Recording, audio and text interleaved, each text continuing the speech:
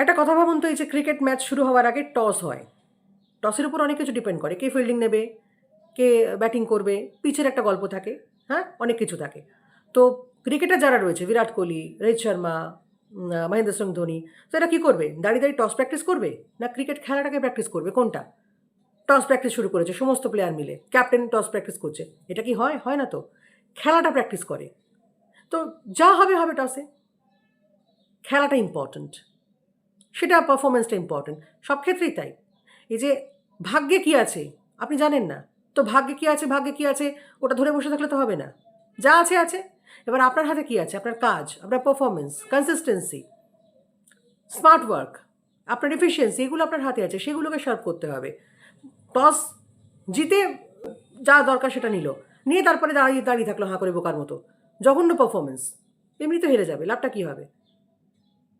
তো আপনাকে ভাবতে হবে যে আপনার পারফরমেন্সটা কী আছে, যেটা আপনার হাতে আছে সেটাকে ঠিক করতে হবে। ভাগ্যে যেটা আছে, যদি আপনার পারফরমেন্স, আপনার এফিসিয়েন্সি সব কিছুর কম্বিনেশন ঠিক থাকে, তো যেটা আপনার পাওয়ার কথা নয় আপনি ভাবছেন, আপনি সেটা পেয়ে যাবেন। আপনার কাজ আপনাকে সেটা পাইয়ে দেবে, এটা হচ্ছে নিয়ম। সুতরাং ভাগ্যে কী আছে আপনি জানলেন কী করে? আপনি যদি না কাজ করেন, আপনার যদি চ্যালেঞ্জ অ্যাকসেপ্ট না করেন, তাহলে ভাগ্যে কী আছে আপনি জানছেন কী করে? ধারণা বদলান, এগিয়ে চলুন, ভালো থাকুন।